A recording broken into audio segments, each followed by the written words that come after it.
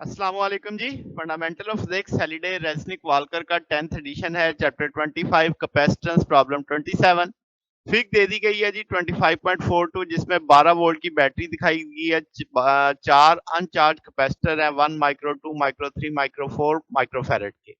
वो कहता है पहले S1 को क्लोज करो फिर चार्ज बताओ कैपेसिटर 1 2 3 4 पे। फिर कहता है S2 भी क्लोज करो, जब दोनों क्लोज हो जाएंगे तो फिर कैपेसिटर 1 2 3 4 पे आपने चार्ज बताना है। तो पहले S1 को क्लोज करके देखते हैं। ये हमारे पास S1 था, मैंने इसे क्लोज कर दिया। जब हम S1 को क्लोज करेंगे तो C1 और C3 मुझे सीरीज में दिखाई देंगे। तो सीरीज में अब आपका चार्ज भी सेम रहेगा। तो हम Q is equal to CV के तहत निकाल सकते हैं। टोटल इफेक्टिव कैपेसिटेंस इस फार्मूले से देखी जा सकती है। पोटेंशियल हमें पता है 12 वोल्ट का लगा हुआ है। तो यहाँ से 1 और 3 का इक्विवेलेंट फार्मूला लगा के ये तकरीबन 9 माइक्रो कूलम का चार्ज आ जाएगा। इसी सोच पे अगली चीज है कैपेसिटर 4 को देखा जाए तो वो भी सीरीज में है तो इसका ना 2 और 4 पे चार्ज की मिकदार भी सेम आएगी। तो अब आपके पास उसी तरीके से 2 और 4 पे इक्विवेलेंट फार्मूला लगाया जा सकता है 1/C2 प्लस 1/C4। उसके बाद सॉल्व करेंगे तो ये तो आ जाएगा। Potential Q is equal to CV के तहत देखा जा सकता है। तो आपके पास अब इफेक्टिव कैपेसिटेंस का फार्मूला भी है, वोल्ट भी है, तो ये 16 माइक्रोकूलम आ जाएगा। अब जैसे मैंने लिखा Q1 Q3 बराबर है, तो यहाँ पे मैंने लिख दिया जितनी Q1 की वैल्यू है उतनी Q3 की वैल्यू है, वो मैंने 9 माइक्रोकूलम बोल दिया था। इसी तरीके से Q2 और Q4 बराबर है, तो Q4 की उसने कैपेसिटर 4 पे चार्ज पूछा था तो वो 16 माइक्रोकूलम आ जाएगा।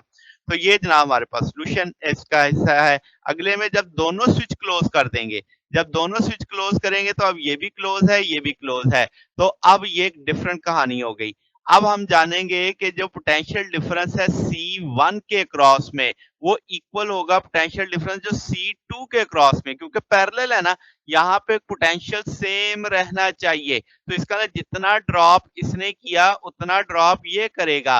तो मैं जानता हूं कि भाई कैसे इफेक्टिव फार्मूला निकाला जा सकता है V1। अगर कोई मुझसे पूछे कि इसने कितना पोटेंशियल ड्रॉप किया तो मैं कहूंगा कि भाई आपके पास C3 प्लस C4, क्योंकि ये दोनों अब आपके पास किस कम्बिनेशन में आ जाएंगे, पैरेलल में। नीचे अब ये चारों इसके लिहाज से पैरेलल कम्बिनेशन में जा रहे हैं तो C1 plus C2 plus C3 plus C4 into V आ जाएगा।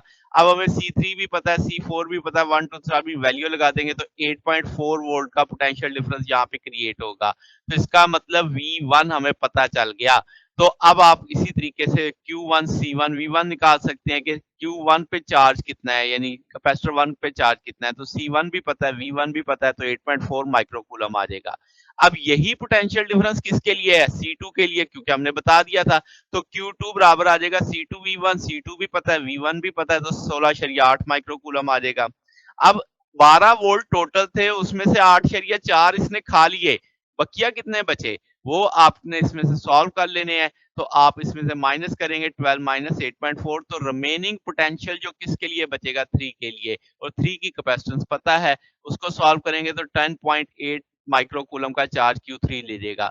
और इसी तरीके से 4 की बात करें तो Q वही उसी तरीके से पोटेंशियल डिफरेंस सोचा जा सकता है कि 12 वोल्ट में से 8.4 ये ले गया तो इसके लिए कितना बचा, तो वो आपके पास सेम 12 माइनस 8.4 करके 4 माइक्रोफेरेड इसकी कैपेसिटेंस है, तो 14.4 माइक्रोकूलम आपके पास आएगा Q4 पे।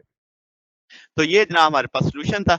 अगर आपको इसमें कोई बात पूछनी हो, डाउट हो, नीचे कमेंट्स में पूछ सकते हैं। वीडियो अच्छी लगी हो तो वीडियो को लाइक कीजिएगा, दोस्तों के साथ शेयर कीजिएगा, चैनल को सब्सक्राइब कर दीजिएगा।